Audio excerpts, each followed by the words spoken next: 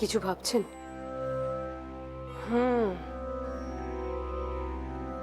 মনের মধ্যে একটা সন্দেহ ক্রমাগতই উঁকি দিচ্ছে। সন্দেহ? একটা বিশেষ সন্দেহ। কি সেটা? রাজকুমারী ভাগ্যলক্ষ্মী খনা বোধহয় কারুর ভাগ্য গণনা করার চেষ্টা করছে। কার? কার তা ঠিক বলতে পারছি না, তবে হয়তো জয়দ্রথের। আপনি নিশ্চিত? না, আমি ঠিক নিশ্চিত নই, তবে না মাসুম, এক্ষেত্রে বোধহয় আপনার একটা ভুল হচ্ছে। কারণ খনা যদি সেরকম কিছু করার চেষ্টা করে তাহলে সে নিজের বিপদ নিজেই ডেকে আনে। কেন? কেন নয়? খনার শিক্ষা গ্রহণ তো নিষিদ্ধ ঘোষিত হয়েছে। তারপরেও যদি খনার ভাগ্য গণনাকে কেন্দ্র করে ওরা জয়দ্রথের কোনো উপকার করতে চায়, তাহলে তো অবশ্যই আমরা সেটা নিয়ে প্রশ্ন তুলব, নয় কি?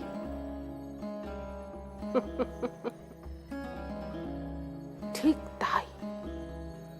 খনার শিক্ষা গ্রহণ তো নিষিদ্ধ ঘোষণা করা হয়েছে, তা সত্ত্বেও সে ভাগ্য গণনা করছে কিভাবে? এই প্রশ্ন ঐশিকা, দেবী জাহ্নবী সবাইকে কিরকম বিপদে ফেলতে পারে বলো তো ত্রিজটা।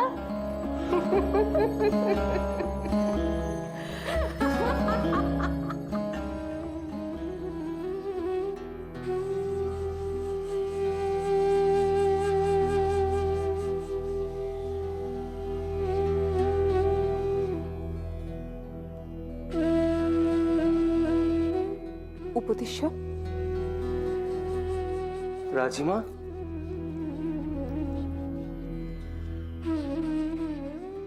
রাজিমা, আজ বড়ই কঠিন দিন। কিছু খুব কঠিন সিদ্ধান্ত আমাকে আজ নিতে হবে। বাবা, তুমি যা সিদ্ধান্ত নেবে তা সিংহলের পক্ষে মঙ্গলময় হবেই।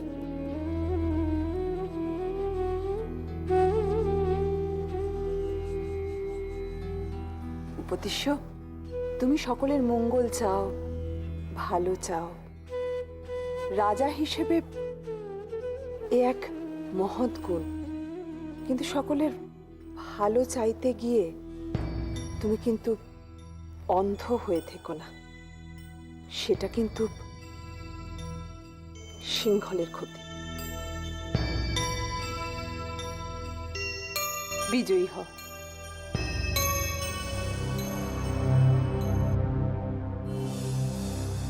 রাজিমা, অন্ধ হয়ে থাকা বা না থাকার এটা প্রশ্ন নয়। প্রশ্নটা হলো সিংহলের ঐক্যবদ্ধ হওয়ার, আর আমি সেই প্রচেষ্টাই অনবরত করে চলেছি। ঐক্যবদ্ধ করতে গিয়ে নিজের পরিবারের ক্ষতি করার সিদ্ধান্ত কিন্তু তুমি নিও না উপদেশ্য। হ্যাঁ বাবা, এই পরিবারের ঐক্য তোমার সিদ্ধান্তের উপর নির্ভরশীল। তাই তুমি খনা, তুমি হঠাৎ করে এই কথা বলছো কেন? তুমি কি আমার থেকে কিছু লুকোচ্ছ? না, তেমন কিছু নয় উপদেশ্য। তাহলে হঠাৎ করে প্রশ্ন উঠছে কেন? আমি তো কিছুই বুঝে উঠতে পারছি না। আমরা তো শুধু তোমাকে এই রাজ পরিবারের খনা, আমি সিংহলের রাজা, তাই আমি শুধু পরিবারতন্ত্র নিয়ে ভাবনা চিন্তা করলে আমার চলে না। সমগ্র রাজ্য নিয়ে চিন্তা ভাবনা করতে হয়। উপদেশ্য, আমি একটা কথা বলবো এখানে। সিংহলের সিদ্ধান্ত নেওয়ার ক্ষেত্রে তোমার পর প্রধানমন্ত্রী স্থান। আমাদের সকলের জীবন সুরক্ষার ক্ষেত্রেও তিনিই অন্যতম গুরুত্বপূর্ণ ব্যক্তি। প্রধানমন্ত্রী পদে যিনি আসীন হবেন তিনি কিন্তু তোমার বিশ্বস্ত ব্যক্তি হওয়া উচিত। হ্যাঁ বাবা, প্রধানমন্ত্রী মশাই যেভাবে সিংহলকে অভিভাবকের মতো, গুরুজনের মতো রক্ষা করেছেন, এটা অন্য কারোর পক্ষে করাই অসম্ভব। তাই বলবো বাবা, নির্ভরযোগ্য ব্যক্তি ছাড়া এই পদে তুমি কাউকে এনো না।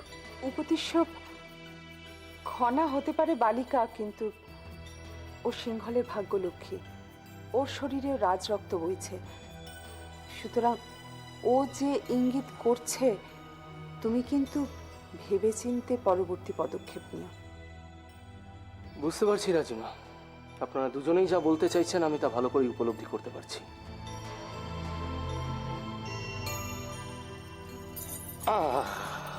কানামা, আমি তোমাকে কথা দিচ্ছি, সিংহল তথা সমগ্র রাজবংশের জন্য যে মানুষ এ পদে আসীন হবেন, সে সর্বশ্রেষ্ঠ মানুষ হবেন।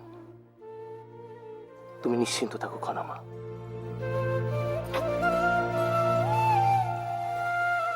সে কি রানীমা, এ কি বলছেন আপনি? আপনি আমার কাছে সংকোচ করছেন? ঠিক সংকোচ নয় রেবতী। আসলে আমার আপনার সাথে কিছু গুরুত্বপূর্ণ আলোচনা আছে। বলুন না রানীমা। আসলে আমার কিছু বিষয় মিহিরের সাহায্যের প্রয়োজন। সে সাহায্য অবশ্য সিংহলেরই স্বার্থে। সিংহলের স্বার্থে শুধু মিহিরকে কেন, যদি আমাকেও কোনো প্রয়োজন হয়, আমি নিজেকে সৌভাগ্যবতী মনে করব। মিহির,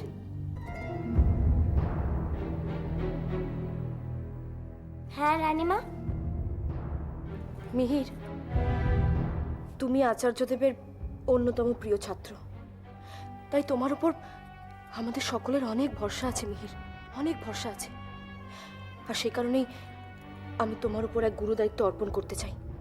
গুরুদায়িত্ব আমি কি তা পালন করতে পারবো? পারবে মিহির, তোমাকে পারতেই হবে। আর আমি জানি এই কাজের জন্যে তুমিই যোগ্যতম ব্যক্তি। না মা, শুধু যোগ্যতম নয়, ওর জ্ঞান দিয়ে অপ্রত্যাশিত ঘটনা ঘটাতে পারে। তাই বুঝি? হ্যাঁ রানীমা, আপনি আমার উপর কোনো এক দায়িত্ব দিতে চাইছিলেন না? হ্যাঁ মিহির, সে কথা না হয় খনাই তোমাকে বলবে। হ্যাঁ মিহির, আমি বলবো, চলো আমার সাথে।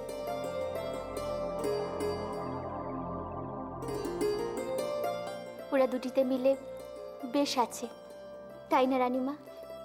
ঠিক বলেছেন। আর তাছাড়া ঐশিকা,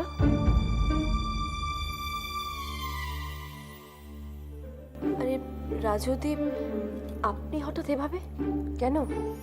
আমি তোমার সঙ্গে দেখা করতে আসতে পারি না? না না, অবশ্যই পারেন।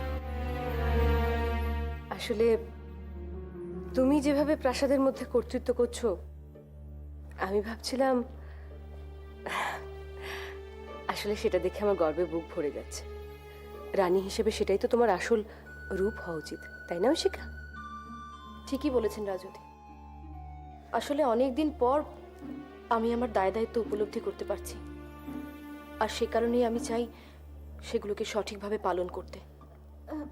আপনারা আপনারা কথা বলুন, আমি বরং একটু রাজিমার সাথে দেখা করে আসি। প্রণাম। বেশ, তাহলে তোমার পরবর্তী পরিকল্পনাটা ঠিক কি? পরিকল্পনা? আপনি ঠিক কোন পরিকল্পনার কথা বলছেন? বুঝতে পারছো না কেন? একের পর এক পরিকল্পনায় সাফল্য আসছে। মহানামাকে এই প্রাসাদ ছেড়ে চলে যাওয়ার জন্য বাধ্য করা হলো, আর সেটা করলো তোমার আদরের ভাই জয়দ্রথ। তাহলে এবার কি মন্ত্রিসভায় তোমার কোনো নিকট আত্মীয়কে ক্ষমতায় বসানোর পরিকল্পনা করছো? এ আপনি কি বলছেন রাজৌদি? আপনি তো ভালো করেই জানেন আমি এসব রাজনীতির বিষয় থেকে অনেক দূরেই থাকি। মিথ্যে কথা বলো না ঐশিকা। তুমি কোনো রাজনীতি করে কোনো রকম পরিকল্পনা করনি বলতে চাও? আজ কেন জানি না মনে হচ্ছে আপনি আমাকে নিয়ে একটু বেশি ভীত হয়ে রয়েছেন। আমি? আর তোমাকে নিয়ে?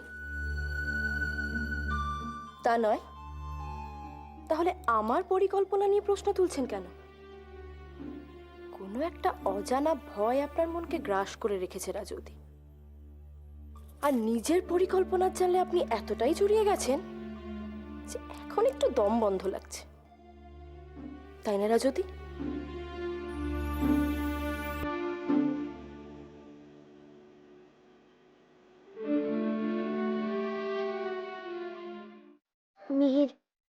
জন্মকুণ্ডলীটা একবার পরীক্ষা করে দেখো তো, এই ব্যক্তি সিংহলের পক্ষে শুভ না অশুভ। এইটা কার জন্মকুণ্ডলী? এটা জানা কি খুব জরুরি মিহির? আসলে এটা আমাকে খুব গোপনে রাখতে হবে, তাই তোমাকে বলতে পারছি না। দয়া করে এটা একবার পরীক্ষা করে দেখো।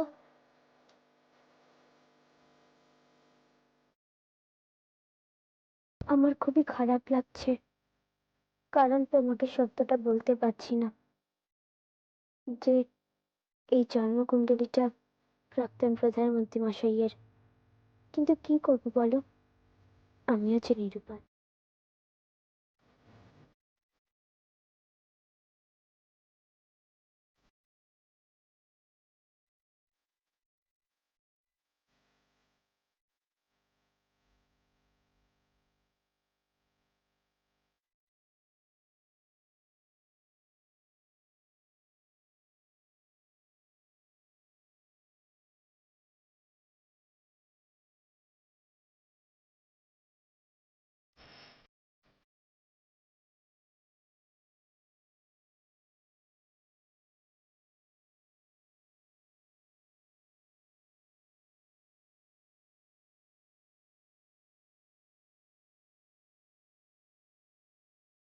রাজকুমারী, এটা যার জন্মকুণ্ডলী তিনি সিংহের পক্ষে অত্যন্ত গুরুত্বপূর্ণ এক ব্যক্তি, এবং তিনি যথেষ্ট মঙ্গলের সঙ্গে সিংহের জন্য বহন করেন।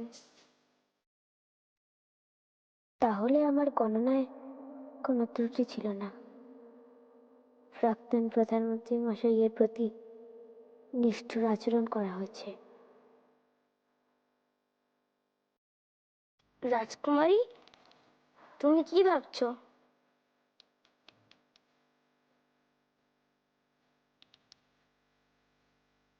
এটা জয়মের জন্মকুণ্ডলী। রাজসভা দ্রুতই এগিয়ে আসছে। জয়মকে আমরা প্রধানমন্ত্রী হিসেবে দেখতে চাই, তাই তোমাকে এটা গণনা করতেই হবে। এসব কি বলছো রাজকুমারী? প্রধানমন্ত্রী পদে যিনি বসবেন তার কুণ্ডলী তো রাজজ্যোতিষী মশাই গণনা করবেন, এটাই তো নিয়ম। আর তুমি আমাকে এসব আলোচনার সময় আমার হাতে নেই মীর। তুমি এটা গণনা করো। কিন্তু রাজকুমারী, এটা যে মীর, আর কোনো কিন্তু নয়। তুমি দয়া করে এটা গণনা করো।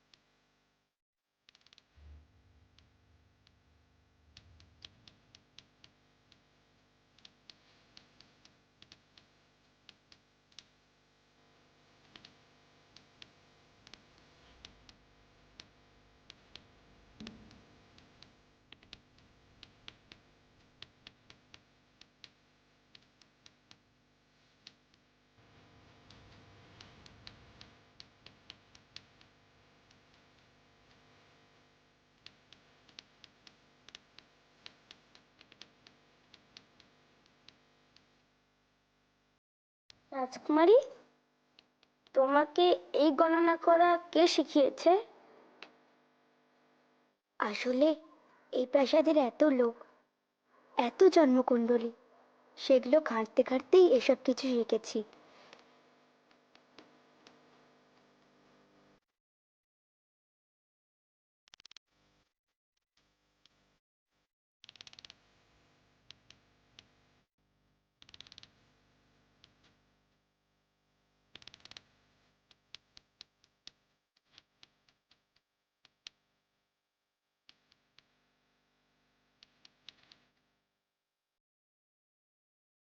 জয়ন্তকে প্রধানমন্ত্রী হিসেবে আমার প্রতিষ্ঠিত করতেই হবে। তার জন্য এখন একটু ধৈর্য ধরে অপেক্ষা করা ছাড়া কোনো উপায় নেই। মেয়ের যদি একবার এই গণনাটা। রাজকুমারী, আমার গণনা হয়ে গেছে। হয়ে গেছে? কিন্তু কিন্তু তাহলে এবার গোটা মন্ত্রিসভাটাই আমাদের হাতের মুঠোয় চলে আসবে, তাই না মাসুমা? ঈশ্বরের কাছে তাই প্রার্থনা করো ত্রিজটা, সবকিছু যেন শান্তিতে চলবে, সবকিছু শান্তিতেই চলবে।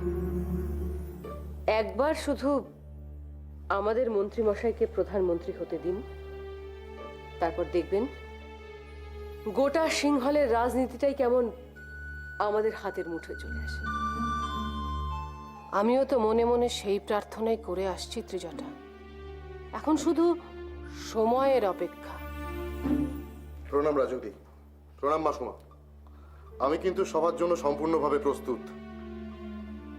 প্রধানমন্ত্রীর পদে একবার আসীন হওয়ার তারপরেই দেখবেন। মন্ত্রীমশাই, আত্মবিশ্বাস ভালো, কিন্তু অতিরিক্ত আত্মবিশ্বাস ক্ষতিকারক, জানেন তো? না মাসুমা, অতিরিক্ত আত্মবিশ্বাসের কথা আমি বলছি না। তবে এই পদটার জন্য আমি নিজেকে মানসিকভাবে প্রস্তুত করেছি। আপনার জন্য শুভেচ্ছা রইল, আমারও। আপনি বিজয়ী হন, সেই কামনাই করি। প্রণাম। আরেকটা কথা আপনাদের জানানো হয়নি, যদিও আজকের রাজসভা রাজনীতি বিষয়ক, কিন্তু মহারাজ জ্যোতিষবীরকে সেখানে উপস্থিত থাকতে বলেছেন। জ্যোতিষবীরকে? হ্যাঁ রাজুদি। আচ্ছা, জ্যোতিষবীরকে একটা রাজনৈতিক সভায় কেন ডাকা হলো? আপনি কি এ সম্পর্কে কিছু জানেন? না মাসুমা, এ বিষয়ে আমি কিছুই জানি না। আমি এখন চলি, না হলে সঠিক সময় রাজসভায় উপস্থিত হতে পারবো না। প্রণাম।